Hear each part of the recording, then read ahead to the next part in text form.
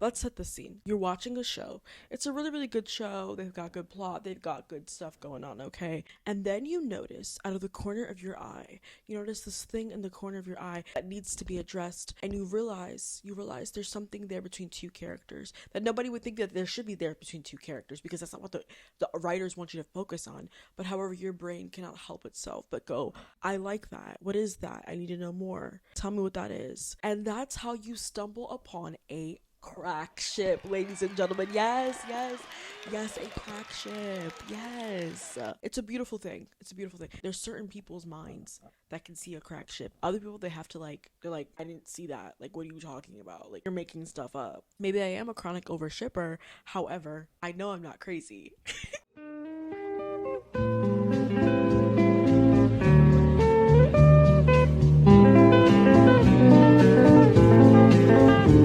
Welcome back to my video. Today we're talking about crack ships and the Pitt. My name is Annabella Sasha. Please subscribe.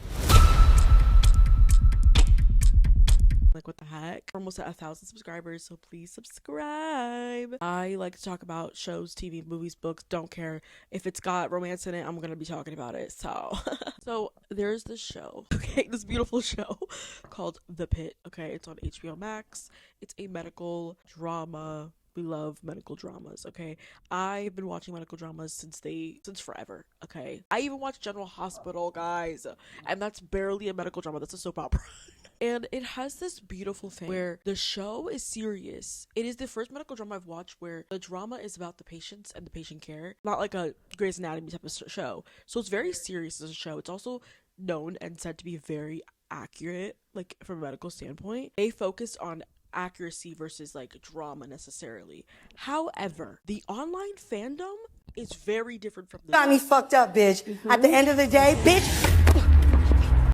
The show, it's like we're talking about, diseases, pain, emergency department. However, the online fandom, if you open that stuff up, if you type in The Pitt into Twitter, Tumblr, AO3 it is glorious, beautiful, a mess. Like, the crazy, like, I haven't felt this, like, this is like meth. Like, since Percy Jackson, the Olympians. Like, that online fandom is insane. But The Pitt, you guys are very close. Okay.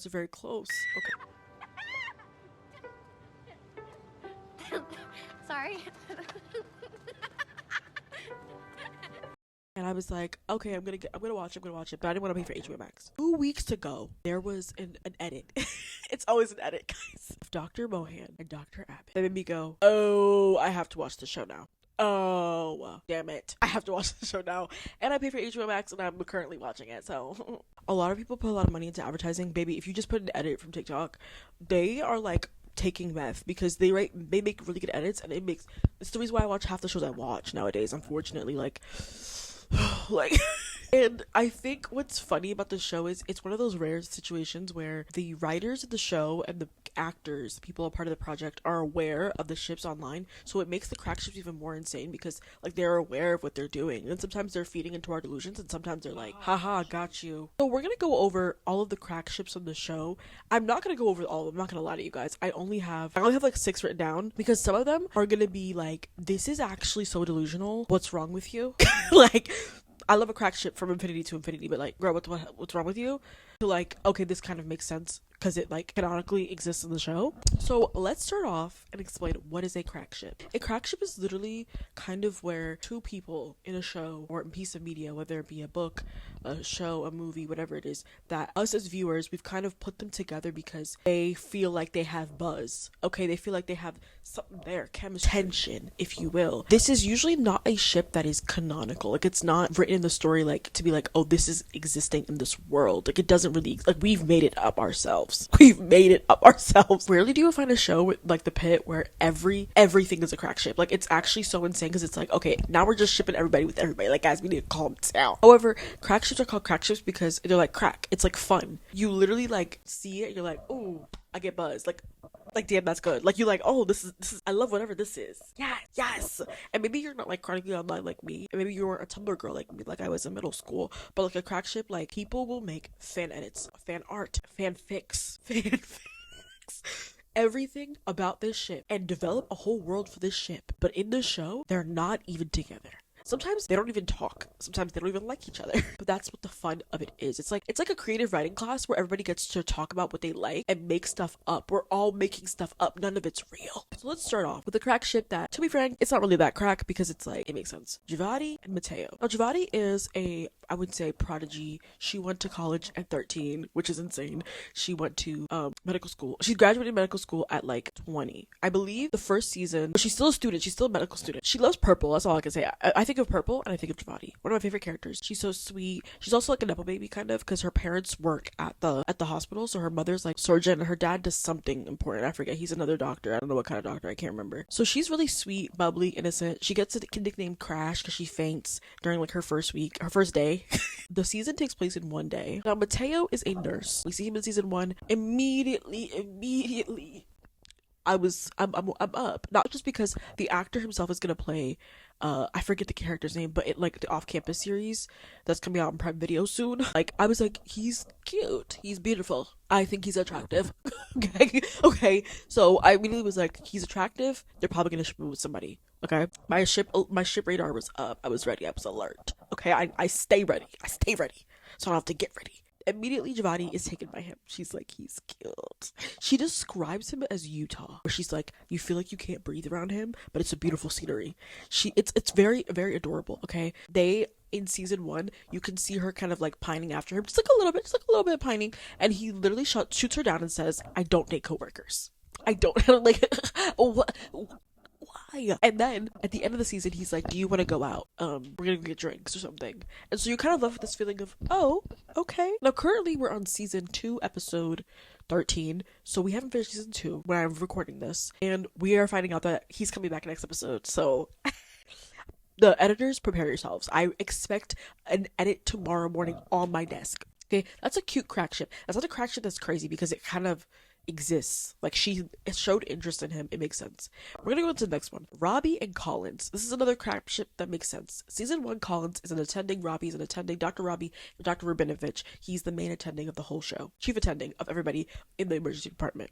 We know that he has a lot of mental situations going on, okay? Collins, I would describe her as black woman fierce. Grown black woman. Like, she gives grown. You know what I'm saying? Like, what I want to be. She has her little buzz cut. I have the same buzz cut, by the way. This is, like, actually not fully my hair, but like I have the same buzz cut. Like, she's queen mother. She's very mature. She also was somebody who reins Robbie in a lot because he be acting up sometimes, just sometimes, you know. I would describe their relationship as she is very caring, very nurturing, but she also doesn't put up with Robbie's nonsense. But we are told, I mean, as viewers, that they dated at some point. They're exes, and they're also, this is another thing with crack ships, is like sometimes there's like a power play situation going on. In this one, there's no power play. Collins, she kind of owns the keys to the kingdom. Like, he's still pining after her the whole season 1, and she's kind of like, Robbie, no.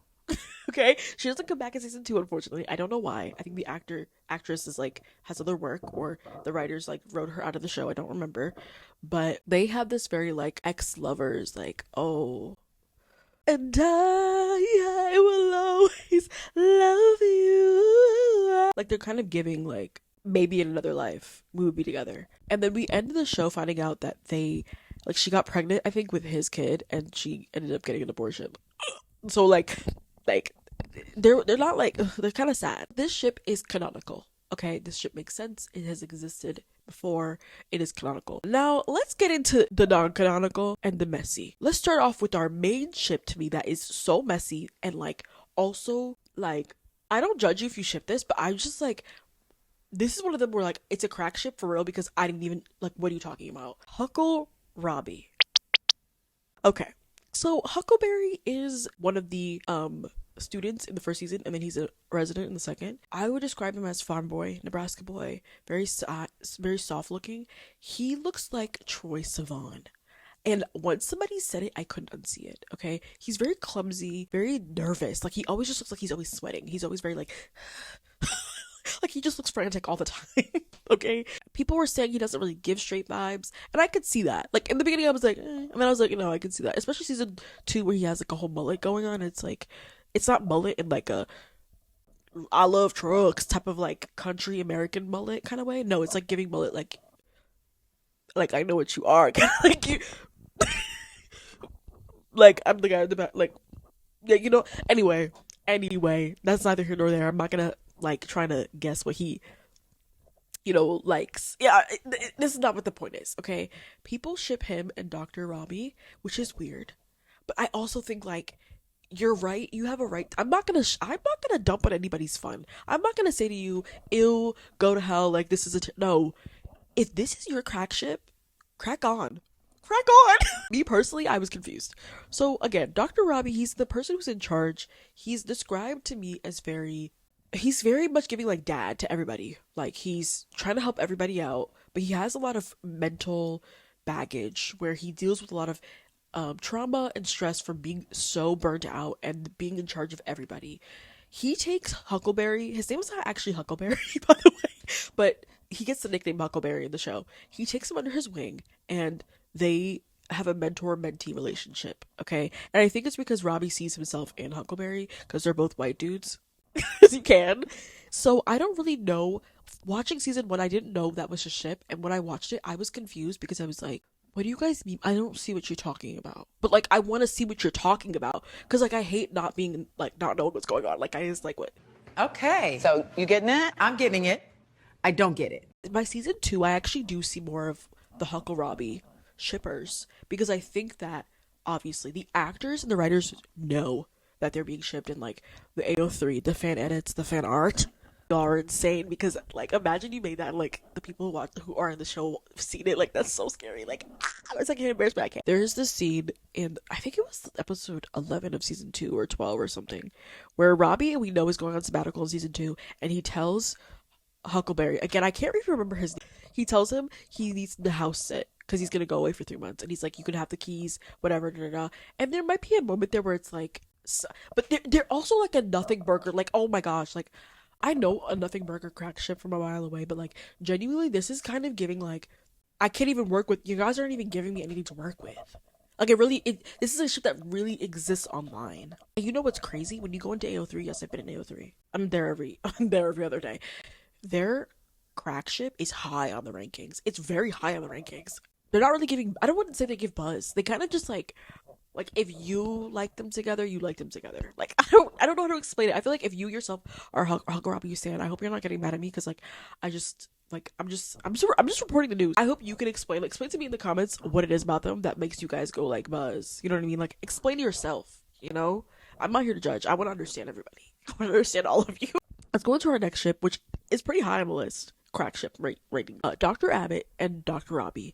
Dr. Robbie gets shipped with everybody, by the way. Like, this is just like a normal like occurrence. Even though like canonically, I don't believe he's gay at all. He gives straight man fully like no, and I mean that in like kind of a derogatory way. like he's kind of like one of those where it's like sometimes his misogyny comes through, but like I don't want to talk about that right now. I can't focus on that right now.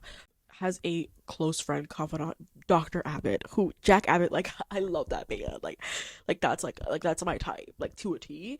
Neither here nor there. That's not important though. And they kind of give like they've known each other forever.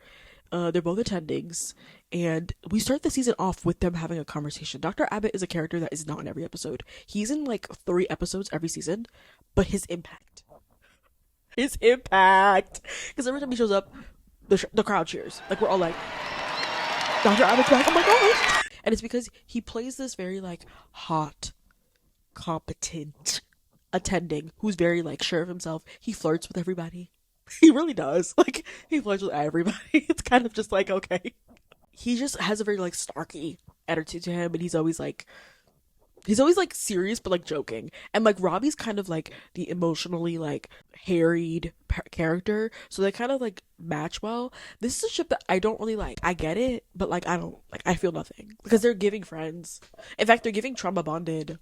Like that's really what it's giving. Like I don't know, like I'm not getting it, but like I'm supporting you if you get it. Okay, you know what I mean? And this is again an example of like this is like what people are doing for fun. Like this is, we enjoy ourselves the way we enjoy ourselves. Like this is fine. It's all good fun. But they are a big crack ship for the show. I think they're like number 1 crack ship besides behind like Huckleberry and Robbie. That's my 2 cents on that. Then let's go into Javati and McKay. Love McKay. McKay is my girl. She is a single mom. She is someone who has been to prison, I believe. I can't remember what it was for. or something, but she wears an ankle monitor in the first season. She's very caring, loving, and she's also not afraid to do the thing that is like might go against the rules, or she stands up for herself and what she believes in. She's a great doctor. I love her. Okay, McKay and Javati have this like mother-daughter relationship in the show. I believe that's what I was assuming it was, where McKay's obviously a resident and Javati's a med student, and so in the first season she's like following her around and like her shadow basically, and they have a very nurturing relationship. So I've seen some people ship them together, but like a lot of people are also like, this is not the vibe. So I don't think that this is a popular ship of the show. I think it's like one of those where it's like, if you're like, there's like a small minority, because they really do give like mother-daughter or like older sister, younger sister vibes. Especially because like in the beginning, Javati's kind of like judgmental, and then McKay like kind of teaches her how to be caring. And like even when we go into season 2, you kind of still see that like extension of like they're closer now and they have a good friendship. Another one, Santos and Garcia. Santos is a character who's very, I would say, lovable, but also like she can be irritating at times. Like very headstrong, very competent, but also very arrogant at times. But it's like a good thing and a bad thing. Like she's a very flawed character in a way that is complicated but also good. Like it's not bad, right? Garcia is an attending who's a surgeon as well, who again in the show we're mainly focusing on the ER department, so she's upstairs, but she shows up a lot. She's very hard ass, very girl power. Like she's very like strong feminine. Like I like, you know what I mean? Like she's no nonsense, no business, no whatever. They're actually a ship that is canonical, because in the first season there was flirty vibes between them. But by the second season we found out they actually have like a friends with benefits type of relationship kind of. But they are canonical. So this is less of a crack ship and actually like a ship that is actually existing. But I thought I'd mention it just because like it's an actual ship of the show. So it's not crazy. By the episode that I've watched of season 2, you can tell that Santos wants to be with Garcia in a way that's like more like kind of like, you know, like it's actually like, okay, I'm kind of like into you, and Garcia is more of like, this is just for fun. They say like, and again there is a power dynamic there because she is a resident and the other one's an attending, and Garcia is older, more mature, and like she's kind of, like, you know what I'm saying. So their ship kind of makes me sad because like you can kind of tell it's one-sided, not fully, but like Santos is like, she really likes her, and Garcia's kind of like, okay, like this is fun, but like don't get too serious. Oh, I don't know, like that, like I kind of was like, oh damn, okay. So yeah, that's the ship of the show. The next ship, which is, we have 2 more left. Okay, this is kind of like a biased video, guys, I'm not gonna lie, because I haven't gotten to my ship, but like Mel and Langden, they are a big ship of the show. I think that they are the first one that I saw on the show besides Collins and Robbie. Langden, I would describe him as, again, he's like another version of Santos, like a foil to Santos a little bit. Not a foil, actually, they're parallel.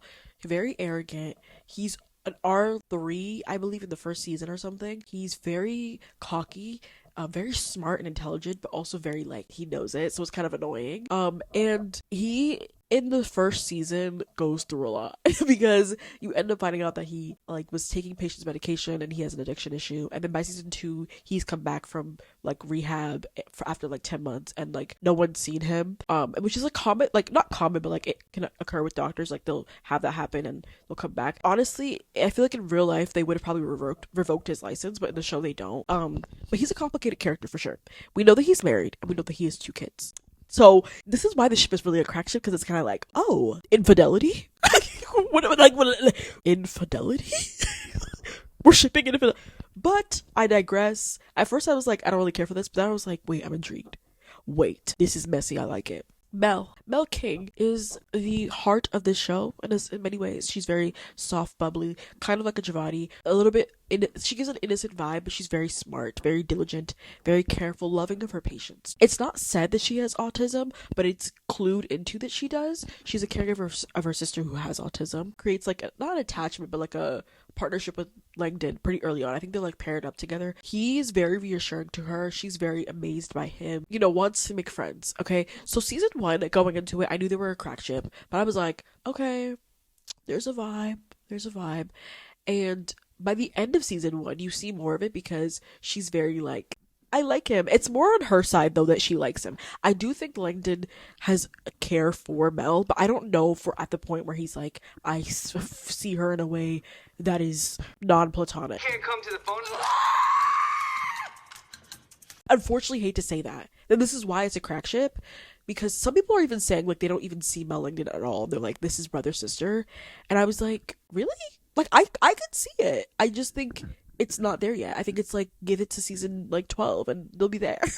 You have to just sit around and wait. Be patient. It's gonna come eventually. Okay. Like I can't fight with y'all and be like, no, it's not there. It's there. And I think if you don't want to see it, you just don't want to see it. It's fine. It's fine. Mel and Langdon were hanging out or spending time together for one day, and he left 10 months later, came back, and she speaks to him or speaks about him like they've seen each other for a year. When they haven't.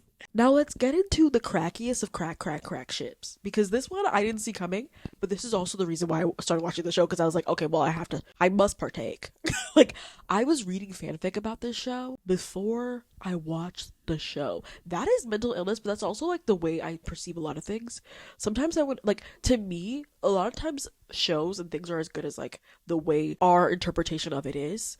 So, like, everyone's interpretation of this online was, like, so funny and hilarious and so delusional that I was like, oh, I know it has to be good then.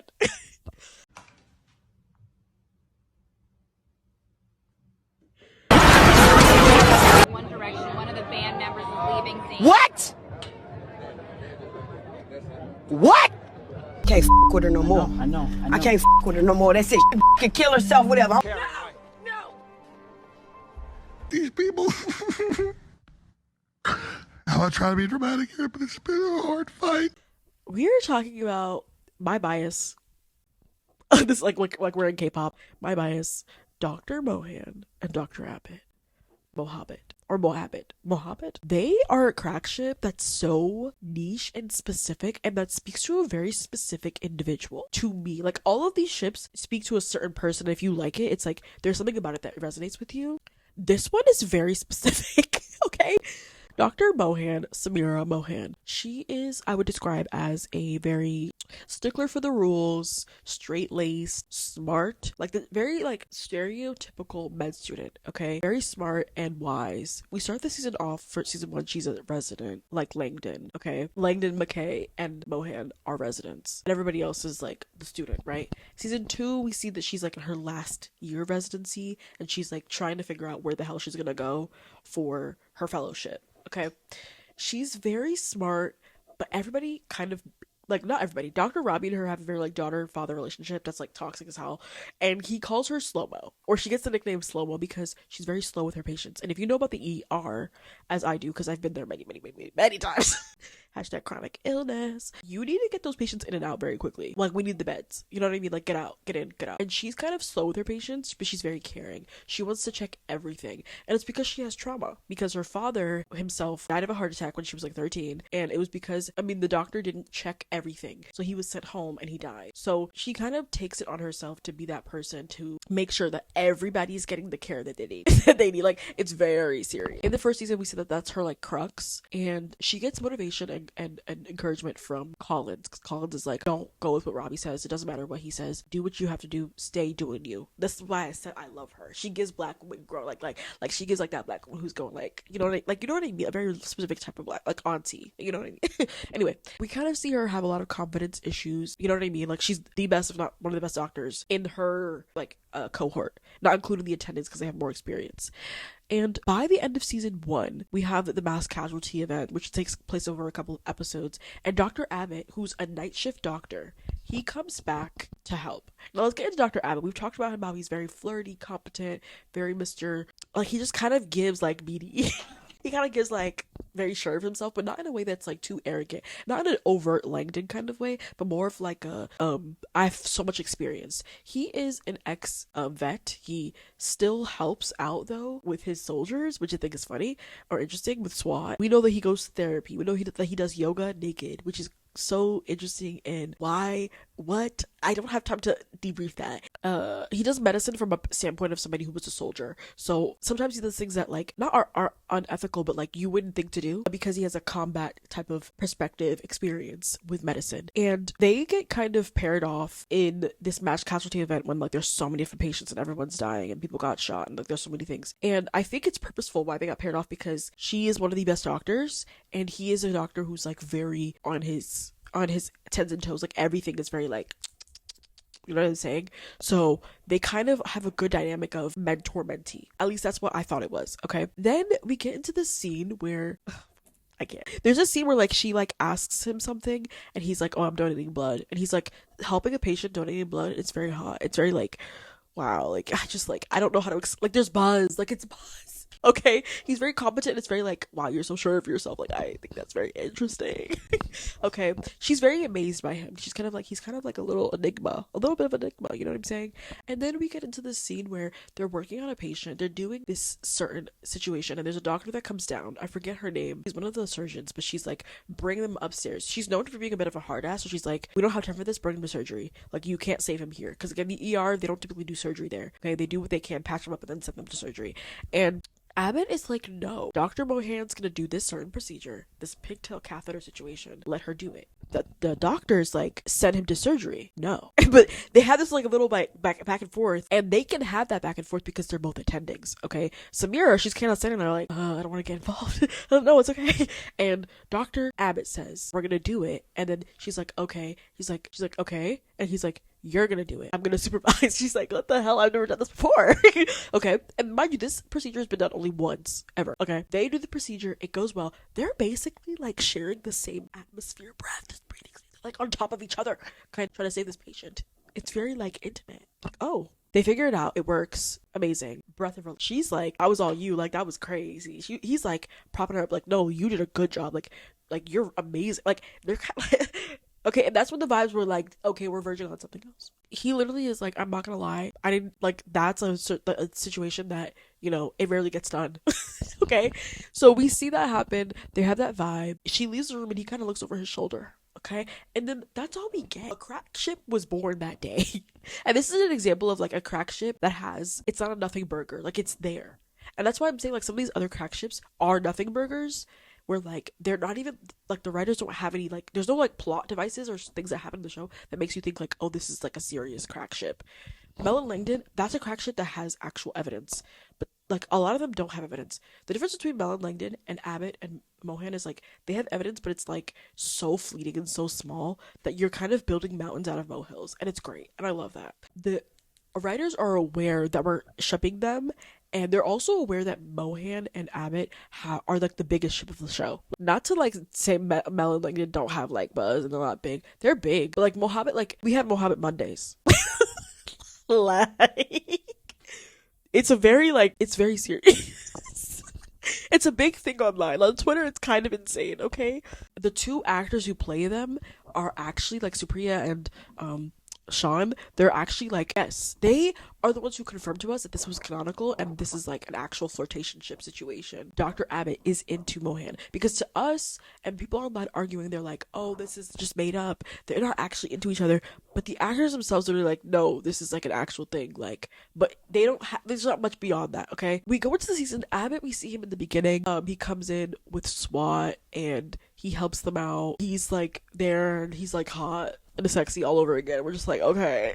Like, he's there. Like, what am I supposed to say about that? You know, it's like, I'm distracted. But Samira, we start this season off and she's very stressed, anxious, and harried because her mother decided to sell the house, go on a cruise. She's, like, kind of freaking out and worried and not sure of what she wants to do. And so we're kind of like, she goes from being, like, feeling, like, on a high from last season to, like, she's an R4, she doesn't have her fellowship set up, she's kind of giving mess. And Samira doesn't, like, do mess, impacting her more. And Dr. Robbie keeps telling her, again, clear the beds, hurry up. He's kind of mean about it, though. He's not very kind. And you can kind of see her losing her confidence in her ability to do it, because people are starting to say things like, oh, maybe you should go into geriatrics, maybe you should go into psychiatry, maybe you aren't cut out for the emergency department. But she is. She just needs her confidence back.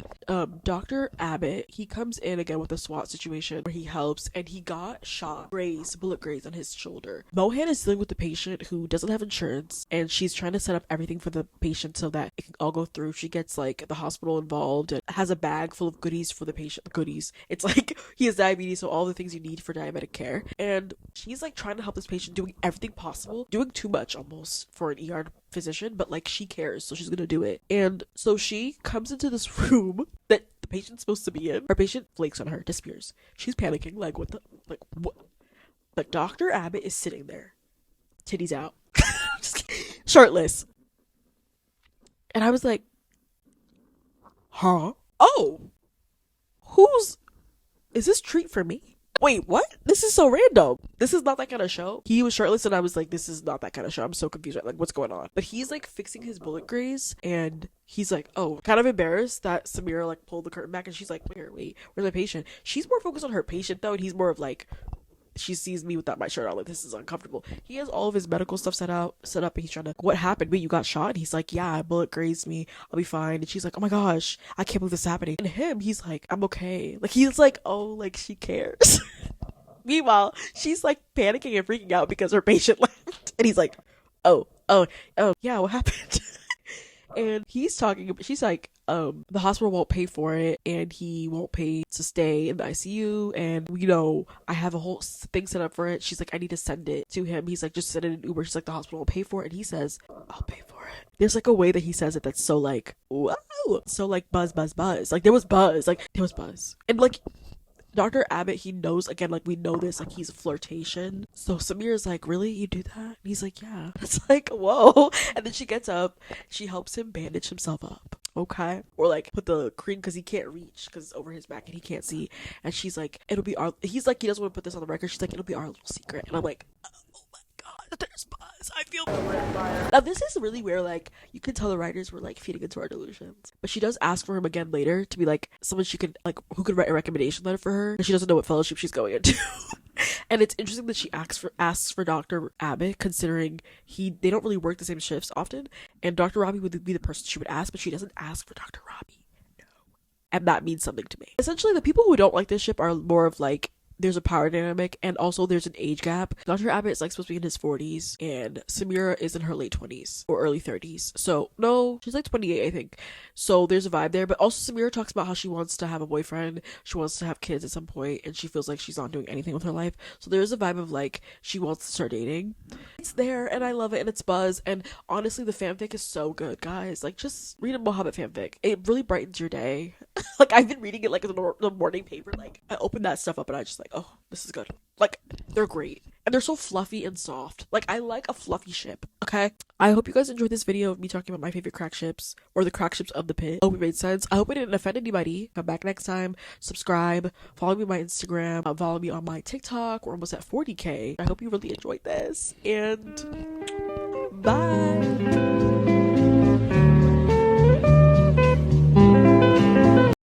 Something. Where'd you get that? It's for me. That was last week. I miss her so much. I know. She was my whole world. Imagine if you lost one of your kids.